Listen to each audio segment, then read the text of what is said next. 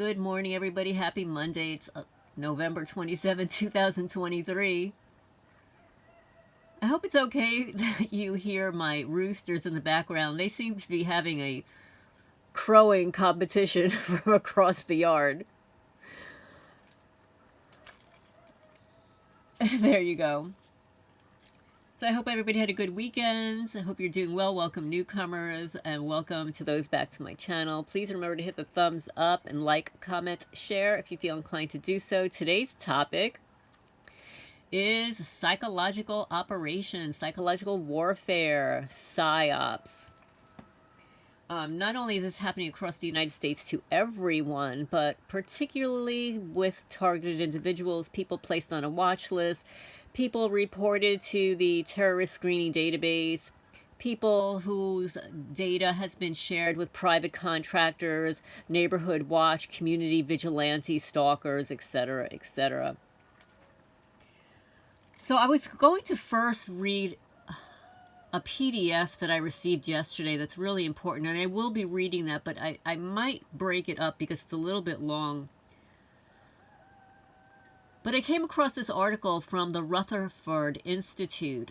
John Whitehead. It's a commentary back from 2022, June 8th, 2022. My name is Lorraine with Alternative Homesteading. By the way, yes, I am a targeted person. But I actually have 2 degrees in psychology, so I just want to give you that backdrop. So then when I start discussing psychological warfare, psychiatric reprisals, psychiatric medications and stuff, I'm not just speaking out of the sides of my mouth, okay? I've done a lot of research over many years. My undergraduate degree is in abnormal, deviant, and violent psychology with a concentration in addictive behaviors and addiction. I graduated with honors. And then I had a master's degree in concentration in health psychology, where I studied the psychological effects of pharmaceutical drugs and how the external factors influence our internal factors to cause ill health. And my master's thesis topic was medicating children diagnosed with ADHD and the negative long-term consequences of those pharmaceutical drugs. Of course, obviously, I was not a very popular person, not even in my class. However, I did graduate with honors from that school as well. So we're going to get into John Whitehead and Nisha Whitehead's June 8th, 22 article. But before I just want to give you his background so that you know who is writing this commentary, okay? In case you're not familiar with the Rutherford Institute, John W. Whitehead, he is a constitutional attorney, an author, and he's the founder and president of the Rutherford Institute. His most recent books are the best-selling Battlefield America, The War on American People, the award-winning A Government of Wolves, The Emerging American Police State, and a debut dystopian fiction novel, The Eric Blair Diaries. Whitehead can be contacted at staff@rutherford.org. Nisha Whitehead is the executive director of the Rutherford Institute. Information about the Rutherford Institute is available at www.rutherford.org. He's got publication guidelines, reprint permission. His weekly commentaries are available for publication to newspapers and web publications at no charge. Please contact staff@rutherford.org to obtain a reprint permission. I'm not going to reprint his article. I'm going to read it for you here. And this will be in the context of what I will be discussing either in my next video or immediately after this one, depending on how much time I have. Everything is a weapon. The U.S. government is waging psychological warfare on the nation. Have you ever wondered who's pulling the strings?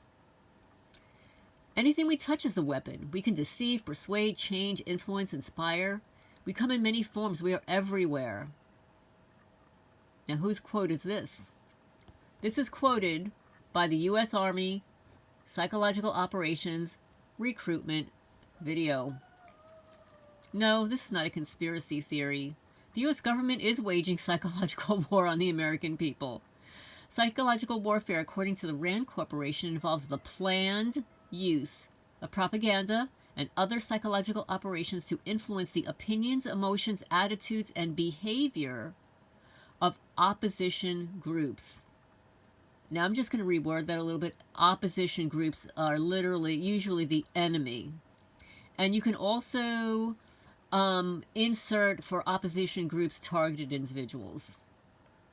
For years now, the government has been bombarding the citizenry with propaganda campaigns and psychological operations aimed at keeping us compliant, easily controlled, and supportive of police state various efforts abroad and domestically.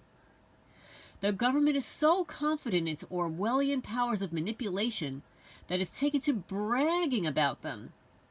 Just recently, for example, the U.S. Army's 4th Psychological Operations Group, the branch of the military responsible for psychological warfare, released a recruiting video that touts its efforts to pull the strings, turn everything they touch into a weapon, be everywhere, deceive, persuade, change, influence, and inspire. This is the danger that lurks in plain sight. Or the many weapons in the government's vast arsenal, psychological warfare may be the most devastating in terms of the long-term consequences. As the military journal Task and Purpose explains, psychological warfare is all about influencing governments, people of power, and everyday citizens. Psy-Op soldiers' key missions are to influence emotions, notices, reasoning, and behavior of foreign governments and citizens. Deliberately deceive, quote-unquote, enemy forces, advise governments, and provide communications for disaster relief and rescue efforts, unquote. Yet, don't be fooled into thinking these psychological operation campaigns are only aimed at foreign enemies. Oh, well, we know that, right, folks? Anybody that speaks the truth in the good old USA is an enemy of the state.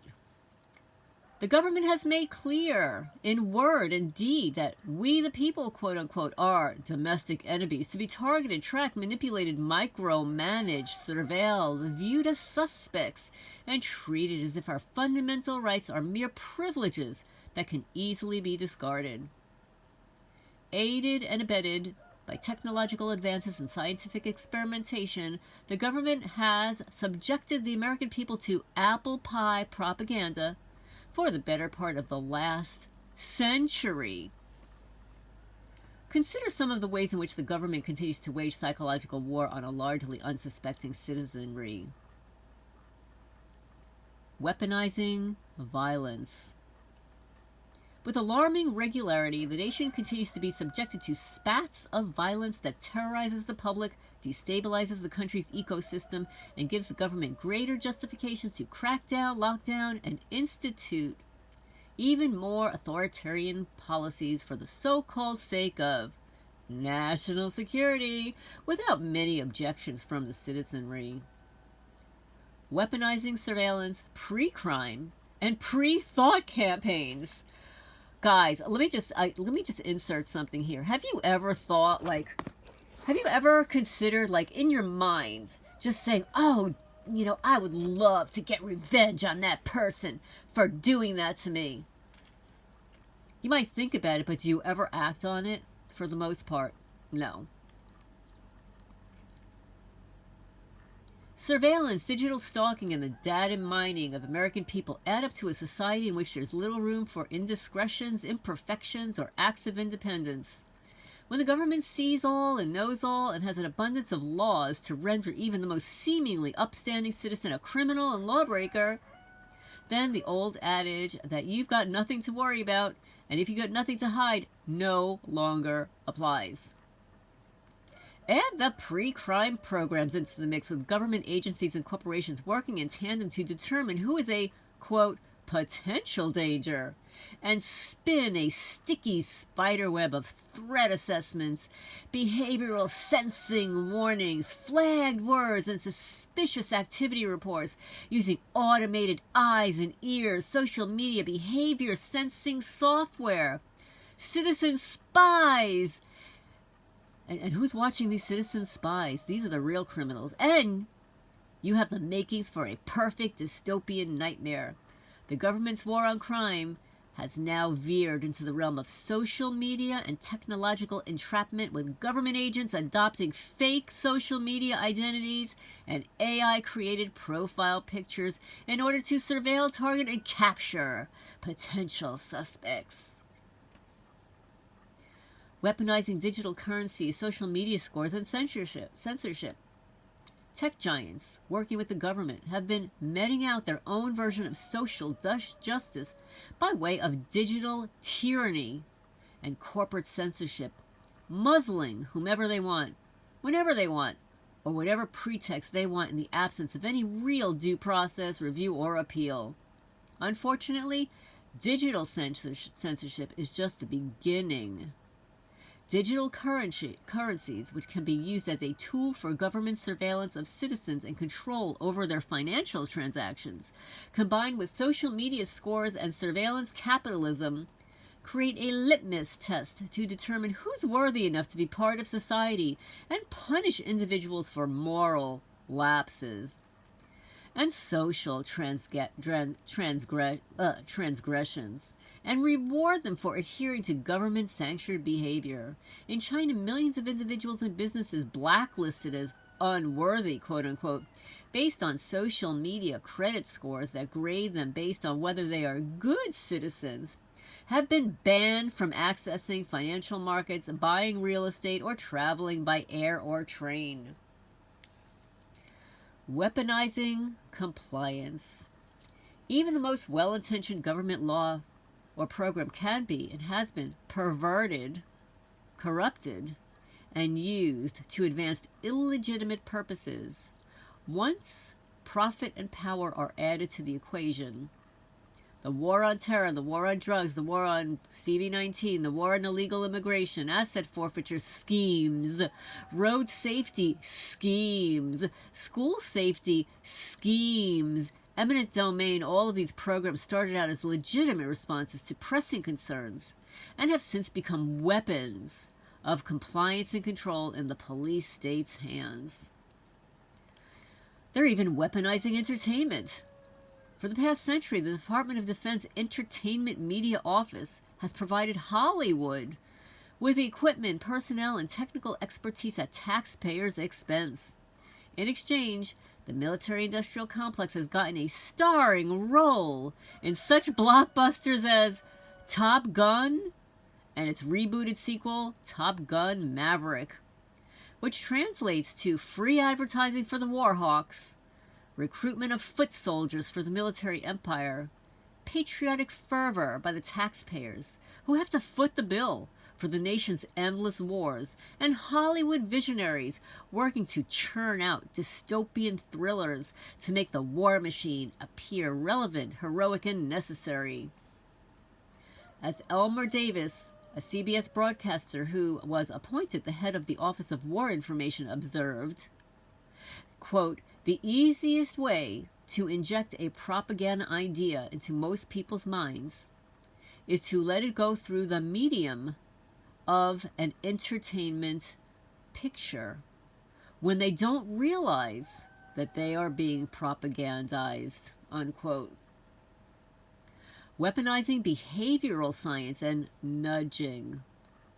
Apart from the overt dangers posed by a government that feels justified and empowered to spy on its people and use its ever-expanding arsenal of weapons and technology to monitor and control them, there's also the covert dangers associated with a government empowered to use these same technologies to influence behaviors en masse and control the populace.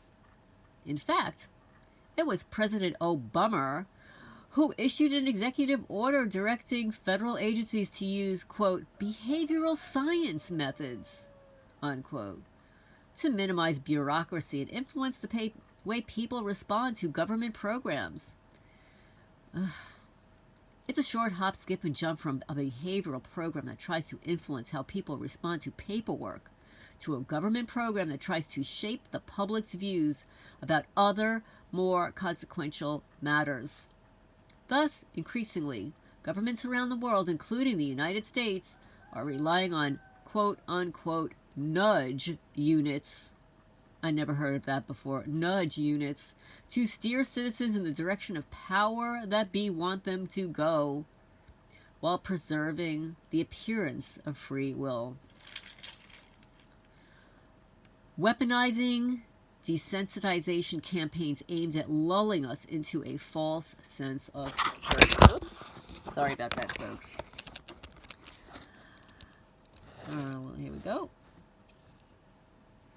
The events in recent years, the invasive surveillance, the extremism reports, the civil unrest, the protests, the shootings, the bombings, the military exercises and active shooter drills, the lockdowns, the color-coded alerts and threat assessments, the fusion centers, the transformation of local police into extensions of the military, the distribution of military equipment and weapons to local police forces, the government databases containing the names of dissidents and potential troublemakers have conspired to acclimate the populace to accept a police state willingly, even gratefully.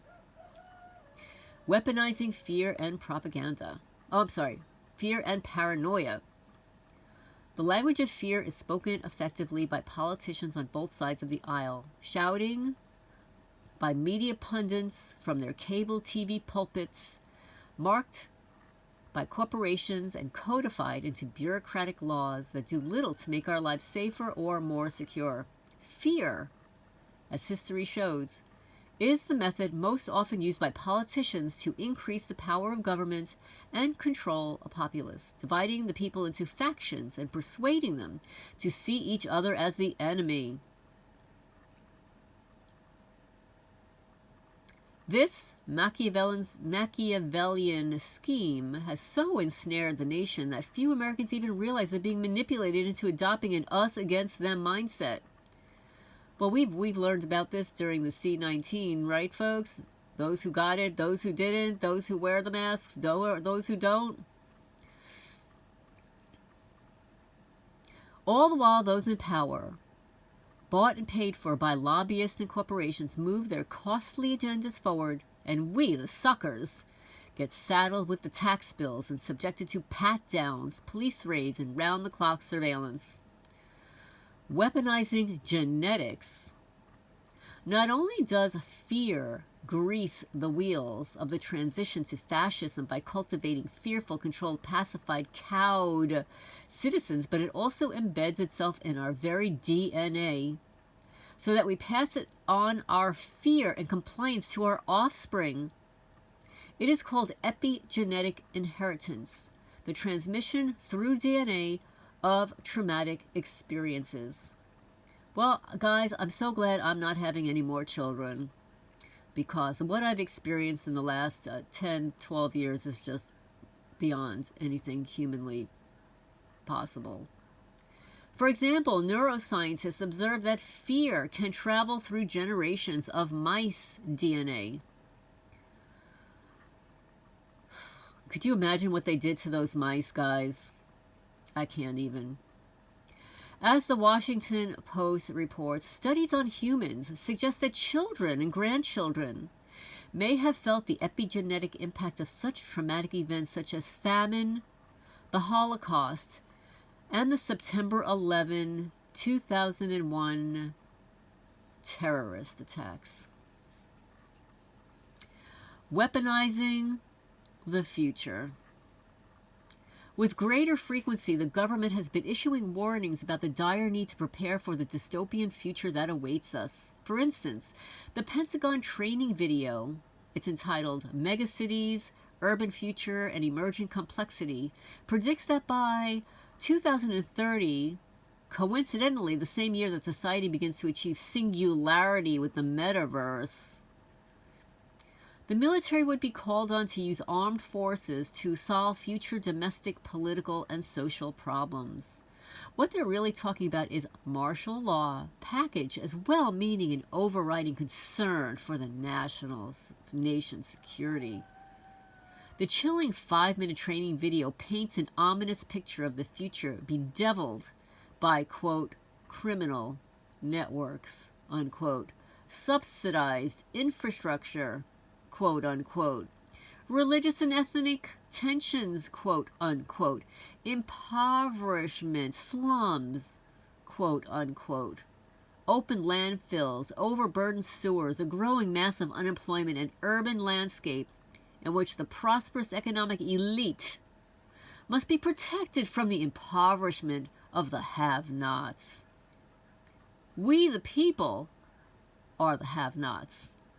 The end goal of these mind control campaigns, packaged in the guise of the greater good, is to see how far the American people will allow the government to go in reshaping the country in the image of a totalitarian police state. And the facts speak for themselves.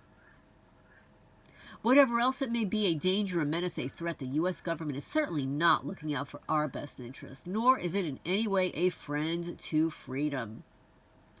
When the government views itself as superior to the citizenry, when it no longer operates for the benefit of the people, when the people are no longer able to peacefully reform their government, when government officials cease to act like public servants, I'm going to add that they are, when elected officials no longer represent the will of the people, when the government routinely violates the rights of the people and perpetrates more violence against the citizenry than the criminal class, when government spending is unaccountable and unaccounted for, when the judiciary acts as courts of order rather than justice, and when the government is no longer bound by the laws of the Constitution, then you no longer have a government of we the people, by the people, and for the people.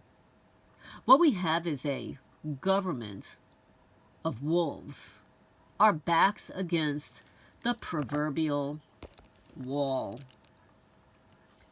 We the people who think, who reason, who take a stand, who resist, who demand to be treated with dignity and care, who believe in freedom and justice for all, have become undervalued citizens of a totalitarian state that views people as expendable once they have outgrown their usefulness to the state. Brace yourselves.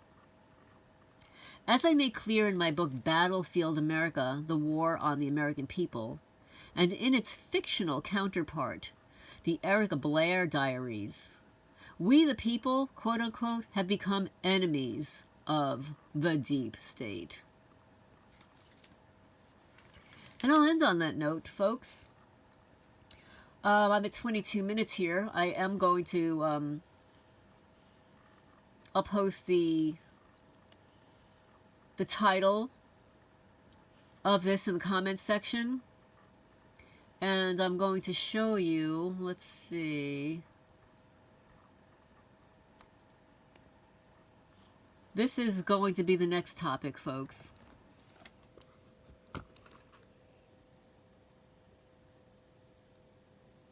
This is a 29-page document. I'm not sure how long I will be able to get through this, how long it will take. I have to look through the rest of the document and see, if it's just the font. It's a nice font style, so it may take up more pages than it actually is. I would like to read the entire document, but I'm going to upload this. Please remember to hit the thumbs up on this and get the message out there. This is very important. This is not just involving quote-unquote targeted people. This involves everybody in the country. Everyone. And I'm so glad to hear that other YouTube creators who are not targeted are speaking out on this topic. But this is Lorraine Alternative Homesteading. Look forward to your questions and comments. And I hope everybody has a great day.